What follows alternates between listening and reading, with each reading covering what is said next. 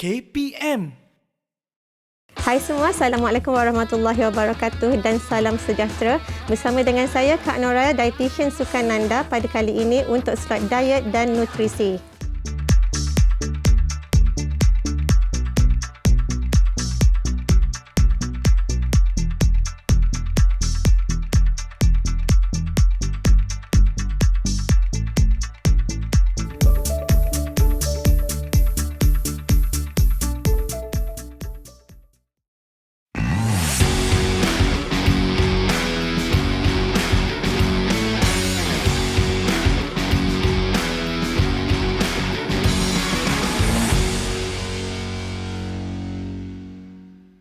Pada slot kali ini, kita telah bincangkan dua topik penting untuk pemakanan atlet pada sebelum-sebelum ini tentang kalori, tentang makronutrien. Tapi pada kali ini kita nak fokus kepada topik yang kadang-kadang kita terlupa. Kita terlupa tentang topik kecil ini walaupun dia nampak kecil tetapi sangat penting untuk adik-adik. Kalau sebelum ni kita cakap tentang makronutrien, iaitu makronutrien kita menceritakan tentang karbohidrat, protein dengan lemak. Hakikatnya pada masa yang sama kita juga memerlukan mikronutrien. Jadi apakah yang dimaksudkan dengan mikronutrien itu sebenarnya? Untuk pengetahuan adik-adik, mikronutrien adalah vitamin dan minerals. Apa yang membezakan makronutrien dengan mikronutrien adalah mikronutrien tidak memberikan sebarang tenaga. Berbeza dengan makro tadi adalah sumber tenaga kepada kita untuk sehari. Tetapi mikronutrien iaitu vitamin dan minerals ini tidak memberikan tenaga dan kita sangat perlukan mikronutrien ini untuk fungsi-fungsi asas badan yang lain. Kalau makronutrien kita memerlukan dengan kuantiti yang banyak, tetapi untuk mikronutrien kita hanya perlukan kuantiti yang sedikit sahaja. Kalau sebelum ni kita perlukan dengan gram, 15 gram, 14 gram, tetapi untuk mikronutrien, unit yang diperlukan hanyalah mikrogram ataupun miligram sahaja. Sangat sedikit tetapi penting. Mungkin ramai yang tak perasan sebenarnya. Kadang-kadang ada adik-adik yang datang, Kak saya nak vitamin, saya nak minerals. Sedangkan dia tahu yang semua itu kita boleh dapat daripada makanan sahaja. Seterusnya kita nak membincangkan tentang apakah vitamin dan minerals yang kita perlukan. Vitamin terbahagi kepada dua jenis iaitu vitamin larut air ataupun vitamin larut lemak. Dan vitamin dia ada spesifik fungsi dia yang tersendiri. Untuk vitamin yang larut air kita ada vitamin B dan vitamin C. Manakala untuk vitamin yang larut lemak kita ada vitamin A, D, E dan juga vitamin K. Yang mana setiap vitamin itu mempunyai fungsi spesifik. Kalau vitamin A kita selalu kaitkan dengan kesihatan mata. Kalau vitamin D, vitamin daripada matahari yang mana ia penting untuk tulang.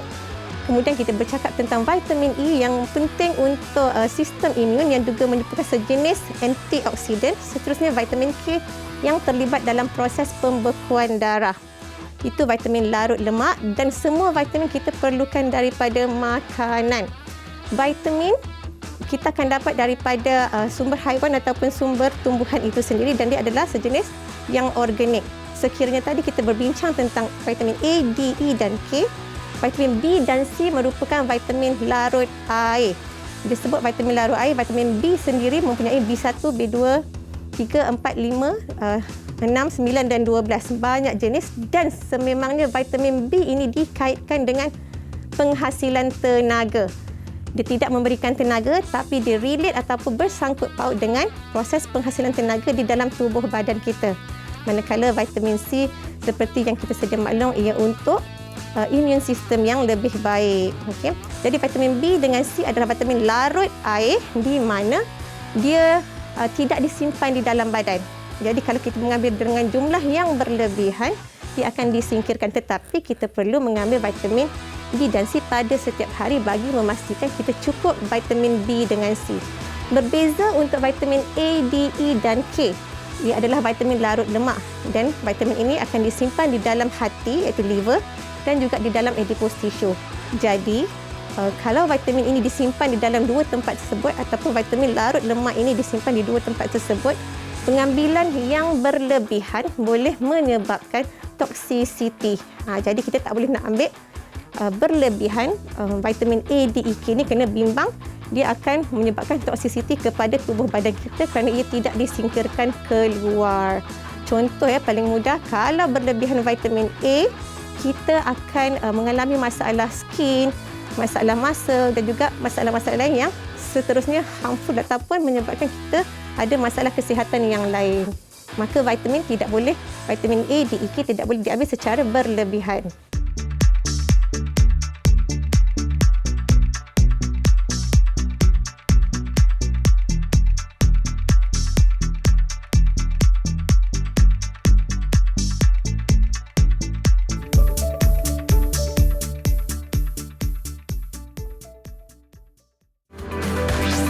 Didik TV KPM. Didik TV KPM.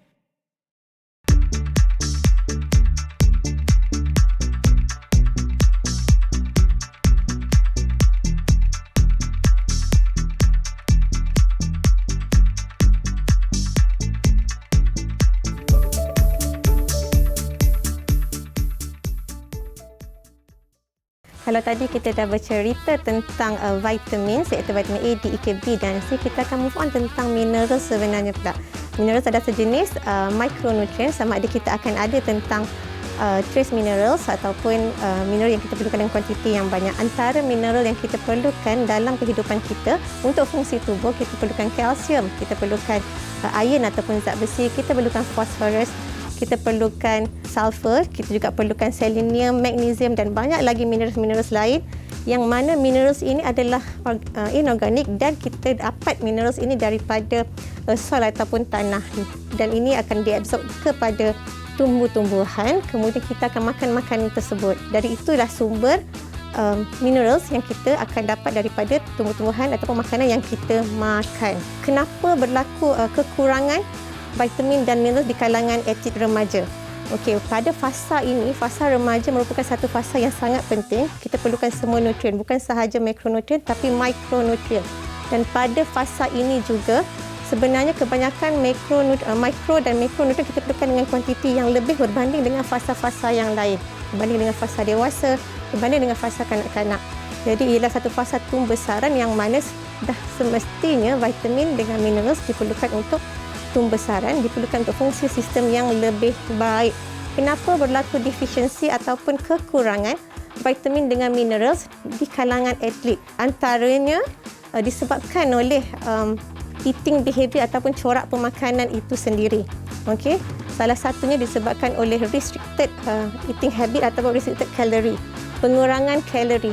Secara tak langsung, apabila atlet mengambil kalori yang lebih rendah, dia akan berisiko untuk kurang certain vitamin ataupun minerals. Itu tentang pengurangan kalori. Kemudian sikap atlet sendiri seperti picky eater ataupun fussy eater.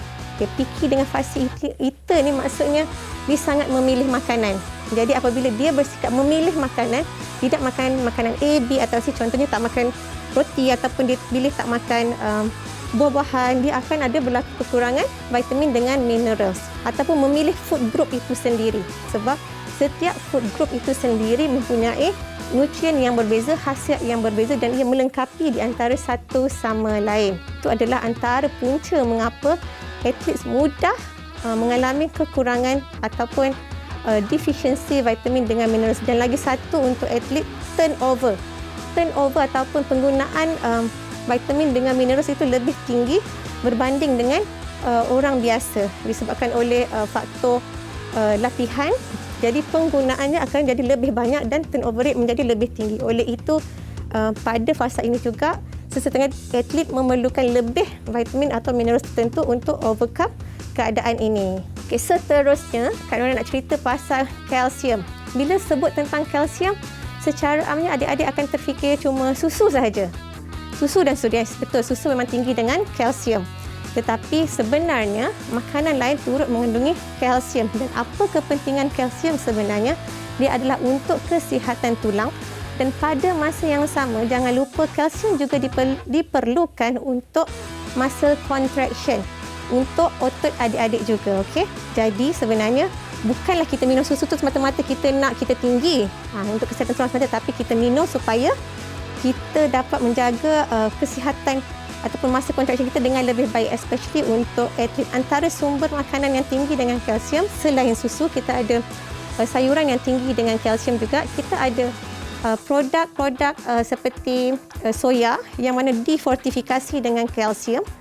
Kita juga ada makanan-makanan tenusu seperti yogurt tinggi dengan kalsium. Kita ada cheese juga tinggi dengan kalsium. Dan untuk pengetahuan adik-adik, untuk remaja lelaki dan remaja perempuan, kalsium yang diperlukan adalah 1,300 mg sehari. Yang mana bagi adik-adik nak mencapai kalsium itu, boleh ambil 2 hingga 3 hidangan ataupun sajian susu ataupun produk tenusu untuk fulfill 1,300 mg dan diletakkan di dalam diet seharian adik-adik. Mineral tadi kalsium, kemudian kita sebut tentang yang kedua vitamin D. Sebenarnya kalsium dengan vitamin D ni dia saling memerlukan sebenarnya. Dua untuk kesihatan tulang yang lebih baik. Tapi vitamin D kita panggil sunlight vitamin. Kita mudah nak dapat daripada cahaya matahari itu sendiri sebenarnya.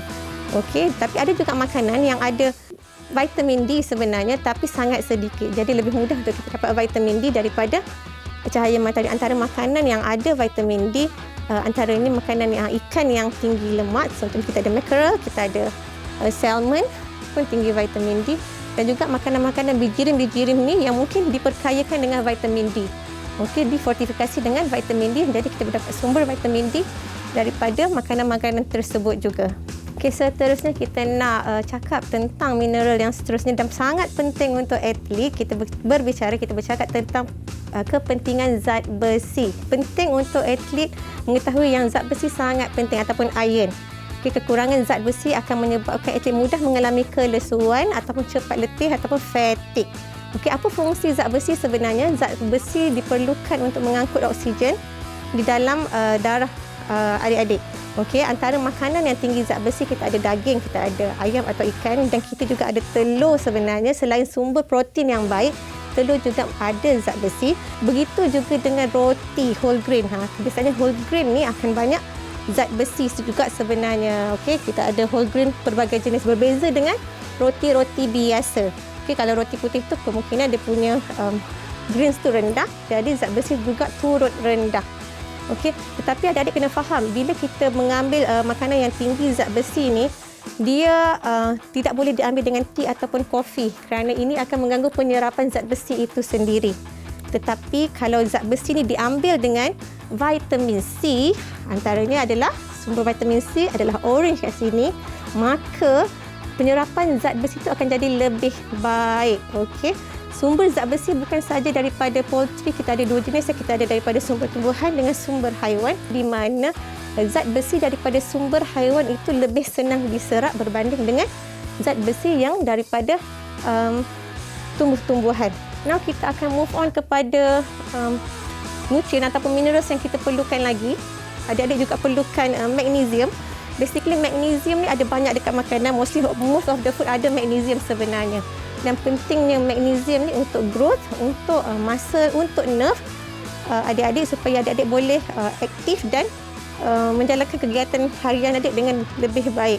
Minerals yang seterusnya adalah zinc, yang mana zinc ini sangat penting untuk growth ataupun tumbesaran, juga penting untuk muscle dan juga penting juga untuk energy production. Tetapi pengambilan zinc yang berlebihan mungkin akan menyebabkan adik-adik mengalami masalah lain seperti level high density lipoprotein ataupun kolesterol itu menjadi lebih rendah disebabkan kesan pengambilan zinc yang berlebihan. Maka apa-apa pun kita tak perlu ambil makanan itu dengan secara berlebihan. Antara makanan yang tinggi zinc sebenarnya, kita ada ayam, ikan dan juga oyster, dan ada juga certain vitamin atau makanan tu yang memang kita diletakkan zinc, antaranya biasanya makanan yang difortifikasi ataupun diletakkan zinc, tambahan zinc di dalam makanan-makanan ini. Okey, seterusnya kita dah cakap pasal zinc, kalsium, magnesium, vitamin D, dan kita nak cakap tentang vitamin B. Okey, vitamin B ni sebenarnya sangat penting. Okey, selalu kita cakap pasal vitamin B ni, adik-adik akan kata, saya tak ada tenaga. Vitamin apa saya nak ambil? Saya tak ada tenaga. Vitamin apa saya nak ambil? Dan perlu tak saya ambil sekian suplemen? Okey. Tapi sebenarnya vitamin B ni adalah vitamin yang paling penting dan paling banyak dekat makanan. Jadi kalau adik-adik makan semua jenis makanan, vitamin B memang adik-adik akan dapat mencukupi. Tetapi kalau vitamin B ni dia ada B1, B2, B3, 5, 6 dan 7. Dia relate dengan kita punya energy production.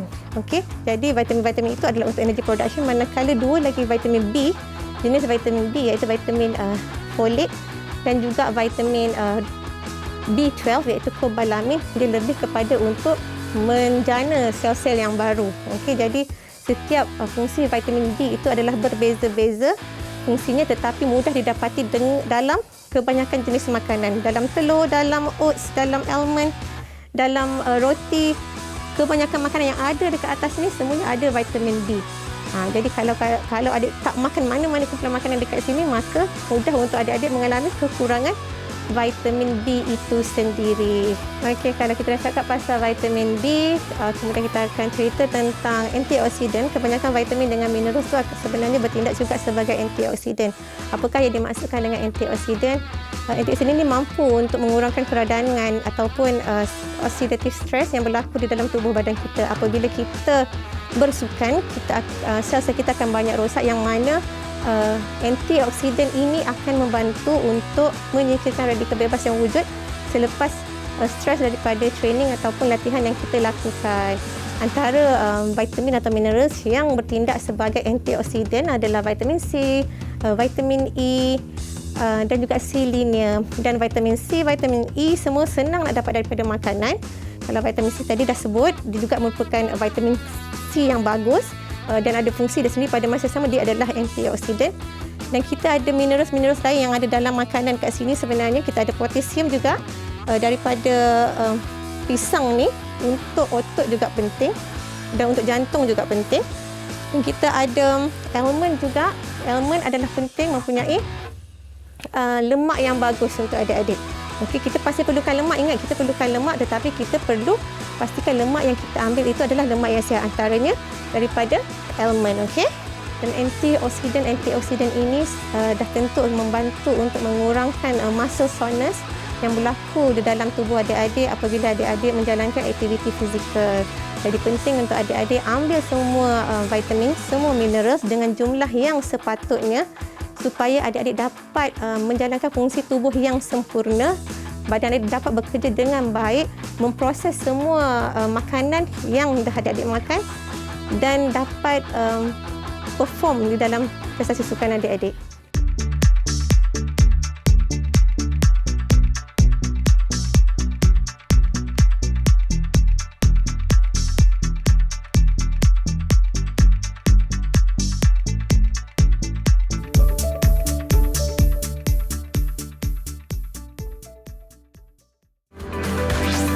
Didik TV KPM.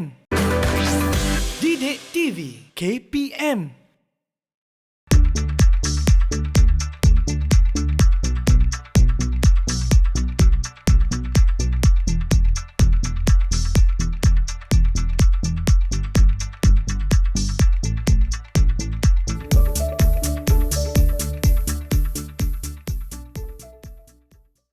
Okey, setelah kita mengetahui pelbagai fungsi vitamin dengan minerals, dah tentu kita perlu buat sesuatu untuk pastikan kita tidak mengalami sebarang defisiensi. Adik-adik perlu elakkan berlakunya defisiensi setelah adik-adik mengetahui betapa pentingnya kesemua makronutrien yang kita perlukan, betapa pentingnya vitamin, betapa pentingnya minerals untuk fungsi tubuh adik-adik pada setiap hari. Yang pertama, adik-adik perlu fokus kepada pengambilan makanan yang mempunyai high nutrient density, mempunyai kepadatan nutrien yang lebih tinggi, iaitu satu jenis makanan yang mempunyai pelbagai jenis vitamin dan minerals. Okey, jadi kalau adik-adik makan kepada makanan yang jenis whole ini, adik-adik secara tak langsung akan mengambil banyak vitamin dan lengkap. Jadi fokus kepada makanan yang high nutrient density, seperti yang Kak dah tunjukkan awal-awal tadi. Kita ada pelbagai makanan yang tinggi dengan density nutrien ataupun ketumpatan nutrien itu sendiri. Yang kedua, kepelbagaian. Pastikan adik-adik pada setiap hari pelbagaikan makanan adik-adik tidak monotonous. Maksudnya tidak stick kepada satu makanan yang sama pada setiap hari, satu makanan yang sama pada setiap kali waktu makan. Contohnya, pagi makan telur, tengah hari makan telur dan makan malam juga makan telur. Jadi tiada kepelbagaian makanan yang berlaku dekat situ. Begitu juga dengan pengambilan sayur-sayuran. Hari-hari mengambil sayur yang sama, adik-adik akan menyebabkan adik-adik kekurangan certain vitamin atau minerals yang ada di dalam sayur-sayuran yang lain. Yang ketiga adalah seimbang. Okey, kita dah pergi kepada nutrient density, kepelbagaian, variety dan seterusnya adalah seimbang. Pastikan seimbang semua kumpulan makanan, karbohidrat, protein, lemak, sebab apabila berlaku keseimbangan ini secara tidak langsung kerana boleh jamin yang adik-adik takkan kekurangan mana-mana mikronutrien itu sendiri. Seterusnya pergi kepada makanan-makanan yang difortifikasi. Walaupun satu-satu makanan itu kurang certain vitamin atau minerals, tetapi sebenarnya di dalam pasaran kita sendiri banyak makanan difortifikasi. Apakah yang dimaksudkan dengan difortifikasi? Ditambahkan certain vitamin dengan minerals di dalam makanan tersebut supaya makanan itu lebih banyak nutrien. Contohnya kalau macam susu, mungkin akan ditambah dengan certain vitamin D, akan ada juga minerals-minerals yang lain supaya makanan itu lebih banyak kandungan nutrien dia. Begitu juga dengan kacang soya, okey, ataupun susu soya. Kalau dia punya kalsium rendah, dia akan ditambahkan dengan ekstra kalsium ataupun nutrien-nutrien yang lain supaya makanan itu tinggi dengan nutrien-nutrien yang lain dan adik-adik akan dapat manfaat daripada pengambilan makanan-makanan yang difortifikasi ini. Jadi boleh tengok dekat food labels makanan-makanan yang difortifikasi. Yang seterusnya, adik-adik boleh mencari makanan yang adik-adik nak sediakan tu, menjaga kualiti makanan tersebut. Bagaimana adik-adik boleh menjaga kualiti makanan tersebut adalah menjaga cara masakan. Okay, kita kata tadi makanan yang whole food ini, makanan yang raw ni, yang whole food macam ayam, ikan, daging, sayur-sayuran, buah-buahan ini adalah makanan yang berkualiti tinggi, mempunyai nutrien yang banyak. Jadi kalau kita nak dapat manfaat daripada setiap makanan tersebut, kita kena pastikan kita masak dengan cara yang betul, sebab masakan pun akan mempengaruhi nutrien di dalam makanan-makanan itu. Jadi adik-adik kena pastikan cara masakan, cara penyimpanan juga betul supaya apabila adik memakan makanan-makanan tersebut, adik-adik akan mendapat kesemua vitamin dengan mineral dan cukup untuk keperluan seharian adik-adik yang mana memerlukan kuantiti yang tertentu vitamin dengan mineral tersebut untuk berfungsi dengan lebih baik. Dengan cara ini, dah tentu adik-adik akan mengelakkan semua risiko-risiko yang berlaku sekiranya adik-adik kurang pengambilan nutrien. Dan ini adalah sangat tidak sihat, sangat tidak bagus untuk atlet remaja kerana dah tentu kekurangan certain vitamin, certain minerals akan mempengaruhi prestasi sukan adik-adik. Pada masa yang sama, dia akan mengganggu tumbesaran.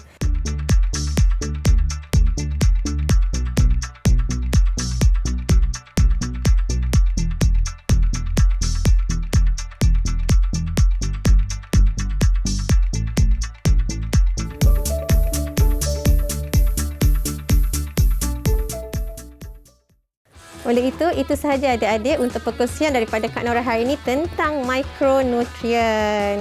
Dan Kak Nora harapkan lepas ni adik-adik dapat pastikan ambil semua makro dan mikronutrien untuk pastikan adik-adik mendapat zat yang mencukupi dan dapat perform dengan lebih baik pada masa-masa hadapan. Jangan lupa untuk ikuti Kak Nora untuk episod yang seterusnya, diet dan nutrisi dengan topik yang lain, dah tentu penting juga untuk pemakanan atlet. Bye adik-adik.